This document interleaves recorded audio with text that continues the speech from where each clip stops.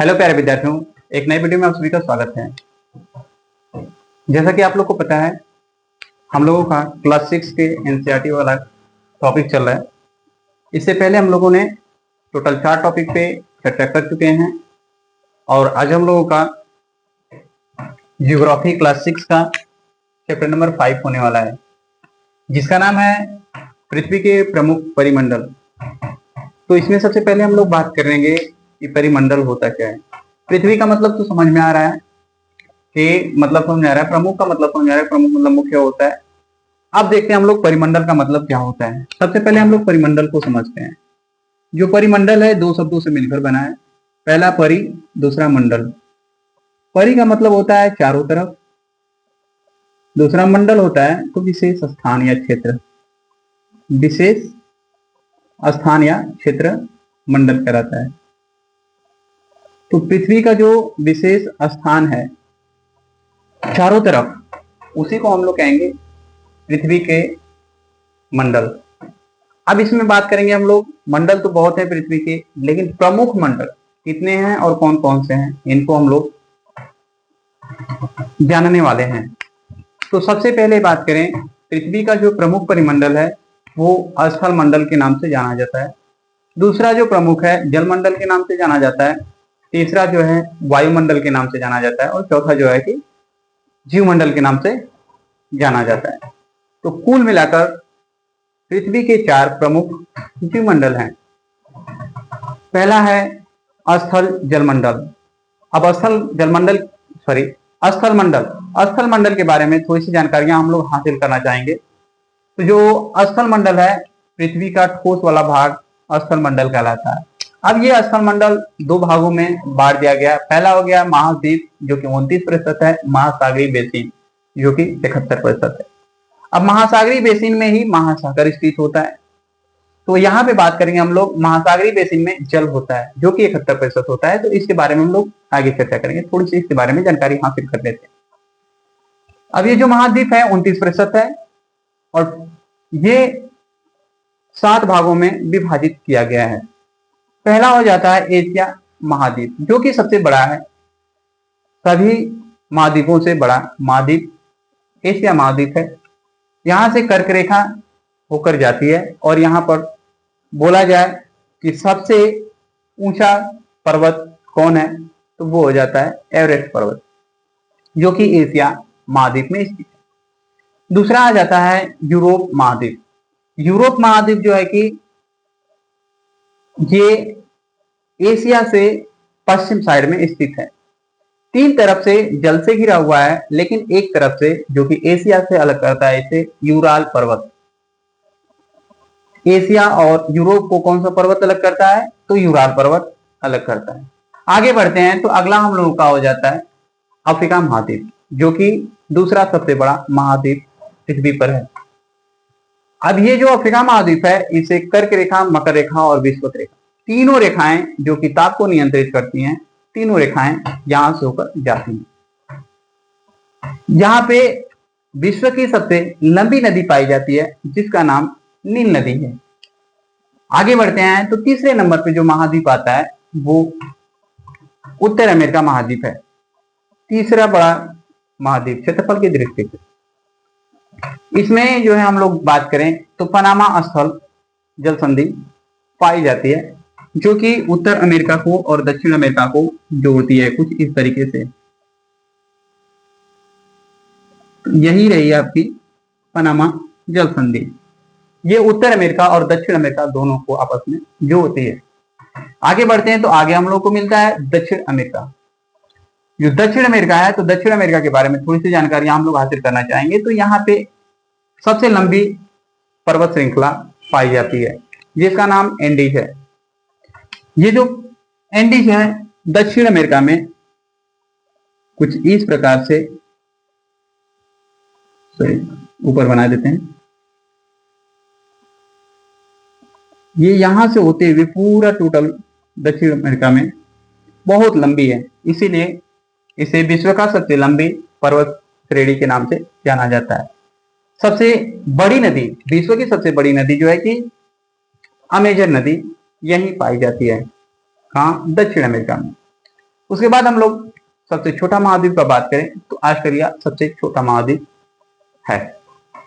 Antarctica की बात करें तो अंटार्कटिका जो है कि हमेशा बर्फ से ढका होने के कारण यहाँ पे कोई भी जीव नहीं रहता है, लेकिन यहाँ पे सभी देशों के, विभिन्न देशों के शोधशालाएं, शोध केंद्र, यहाँ पे भारत का भी 2 शोध संस्थान है। पहला का नाम मैत्री है, दूसरा का नाम भारती है।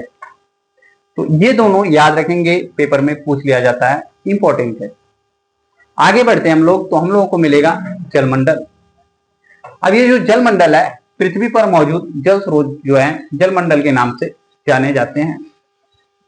ये जो जलमंडल है टोटल 71% पृथ्वी पे पाया जाता है। जैसा कि हम लोगों ने बात किया था, महाद्वीप जो है कि 29% भाग है और महासागरीय बेसिन जो है कि 71% है। तो उसी महासागरीय बेसिन में जल पाया जाता है। अब ये जो जल है 71%, ये 2 भागों में विभाजित किया गया है। पहला आपका पीने योग्य पानी हो जाता है, दूसरा हो जाता है खारा पानी। ये जो खारा पानी है, खारा पानी महासागरों में स्थित है, और जो पीने योग्य पानी 3% है, ये नदियों के रूप में ऊपर, पर्वत के ऊपर बर्फ के रूप में जमा है, और कुछ झील वगैरह हैं जहां पीने योग्य पानी है। ये जो महासागरीय जल है, इन जलों को 5 भागों में बांट दिया गया है। पहला हो जाता है प्रशांत महासागर, दूसरा अटलांटिक महासागर, तीसरा हिंद महासागर, चौथा दक्षिण महासागर और 5वां आर्कटिक महासागर। इन महासागरों के बारे में थोड़ी थोड़ी जानकारियां हासिल कर लेते हैं। प्रशांत महासागर जो है वृत्ताकार है। ये टोटल 4 महाद्वीपों से टच होता है। एशिया महाद्वीप, ऑस्ट्रेलिया महाद्वीप, उत्तर अमेरिका द्वीप और दक्षिण अमेरिका महाद्वीप। प्रशांत महासागर में मेरियाना गर्त सबसे गहरा गर्त है। जो मेरियाना गर्त है सबसे गहरा है। कहां पाया जाता है, किस महाद्वीप में पाया जाता है, तो ये पाया जाता है प्रशांत महासागर में। इसकी गहराई 11,022 मीटर है, 11,022 मीटर मेरियाना गर्त की गहराई। आगे बढ़ते हैं, तो आगे हम लोगों को अटलांटिक महासागर मिलता है। अटलांटिक महासागर के बारे में थोड़ी सी जानकारी देखें तो यह यस आकार का महासागर है। ये यूरोप, अफ्रीका, उत्तर अमेरिका और दक्षिण अमेरिका यानी कि 4 महाद्वीपों को टच करता है। आगे बढ़ते हैं, हिंद महासागर में आते हैं, तो हिंद महासागर के नाम पर भारत देश का नाम पड़ा। भारत देश के नीचे हिंदुस्तान, यानी जिसे कहते हैं हिंदुस्तान के नीचे हिंद महासागर स्थित है। यहां पर देखें तो हिंद महासागर त्रिभुजाकार है। त्रिभुजाकार के साथ साथ ये 3 महाद्वीपों से टच होता है। पहला एशिया महाद्वीप, दूसरा अफ्रीका महाद्वीप, तीसरा ऑस्ट्रेलिया महाद्वीप है। आगे आते हैं तो दक्षिण महासागर हम लोगों को मिलता है। दक्षिण महासागर जो है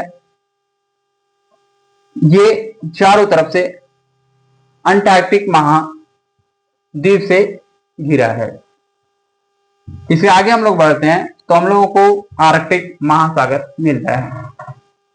जो आर्कटिक महासागर है उत्तरी ध्रुव के चारों तरफ फैला है। जैसा कि हम लोग इससे पहले वाली क्लास में बात किए थे, जो हमारा ग्लोब था, ग्लोब को 2 भागों में बांटा गया, उत्तरी और दक्षिणी, उत्तरी भाग और दक्षिणी भाग, गोलार्ध जिसे कहते हैं। अब सबसे ऊपर में जो बिंदु टाइप था, हम लोग उसको उत्तरी ध्रुव तथा नीचे वाले को दक्षिणी ध्रुव बोले थे। तो उत्तरी ध्रुव के चारों तरफ जो फैला हुआ है उसे हम लोग कहते हैं आर्कटिक महासागर। ये जो आर्कटिक महासागर है उत्तर अमेरिका और यूरोप द्वारा टच होता है। इसके बाद हम लोग आगे बढ़ते हैं तो आगे हम लोग को मिल जाएगा वायुमंडल। ये जो वायुमंडल है, वायुमंडल टोटल 5 भागों में बांटा गया है। पृथ्वी की सतह से लेकर 1600 किमी तक लगभग वायुमंडल है। अब ये जो वायुमंडल है, पृथ्वी को घेरी हुई गैसें वायुमंडल के नाम से जानी जाती हैं। ये मुख्यतः 5 भागों में बांटी गई हैं। पहला हो जाता है समताप क्षोभ मंडल, दूसरा हो जाता है समताप मंडल, तीसरा होता है मध्य मंडल और चौथा हो जाता है आयन मंडल, पांचवा बहिर्मंडल के नाम से जाना जाता है। तो थोड़ी थोड़ी जानकारियां हम लोग इसके बारे में भी हासिल करना चाहेंगे। पहला जो क्षोभ मंडल है, क्षोभ मंडल ध्रुवों पे 8 किलोमीटर तथा भूमध्य रेखा पर 18 किलोमीटर तक देखने को मिलता है। अब ये जो मौसमी दशाएं हैं ये क्षोभ मंडल में ही घटित होती हैं, जैसे कि बारिश आना, बाढ़ आना, आंधी आना, ये सब क्षोभ मंडल में ही होता है। आगे हम लोग चलते हैं तो हम लोगों को अगला मिल जाता है समताप मंडल। जो समताप मंडल है ये हम लोगों को मिल जाता है 50 किलोमीटर तक। अब ये जो समताप मंडल है इसमें ओजोन परत पाई जाती है जो कि हमें परावैंगनिक किरणों से बचाती है।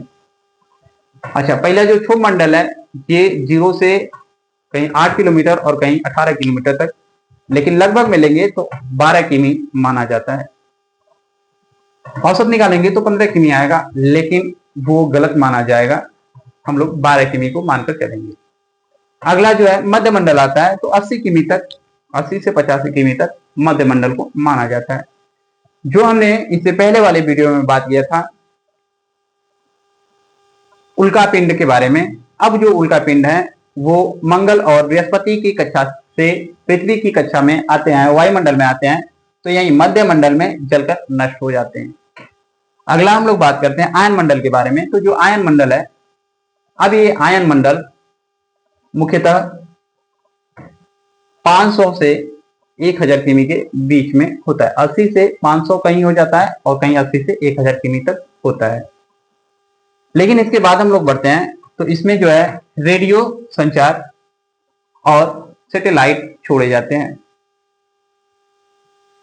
ठीक है, तो अब हम लोग आगे बढ़े तो हम लोग को बहिर्मंडल मिलता है। अब इस बहिर्मंडल को देखा जाए तो 500 और 1000 के बाद 80 से जहां 500 के बीच में आयन मंडल रहेगा उसके बाद जो है कि बहिर्मंडल आ जाता है, और जहां 1000 तक रहेगा 80 से 1000 किमी तक, वहां जो है 1000 के बाद बहिर्मंडल होता है। इस प्रकार से बहिर्मंडल के बाद अंतरिक्ष पाया जाता है। उसके बाद हम लोग बात करें जीवमंडल का, तो जहां पे स्थल मंडल, जल मंडल और वायुमंडल मिलते हैं वहां जीव की उत्पत्ति होती है। अब ये जो जीव मंडल है ये टोटल 2 भागों में बांटा जाता है।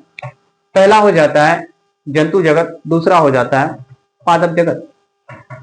छोटे जीव से लेकर, एक कोशिकीय जीव से लेकर बहुकोशिकीय यानी बहुत बड़ा जीव तक हो सकता है। उसी तरह पादप, एक कोशिकीय पादप से लेकर बहुकोशिकीय पादप हो सकते हैं। इस प्रकार मिलाकर हम लोग ने बात किया पृथ्वी के प्रमुख परिमंडल। पृथ्वी के प्रमुख परिमंडल 4 हैं। अब इन चारों के बारे में थोड़ी थोड़ी जानकारियां हम लोगों ने हासिल की। उम्मीद करेंगे आप लोगों को ये जो सेशन है अच्छा लगा होगा।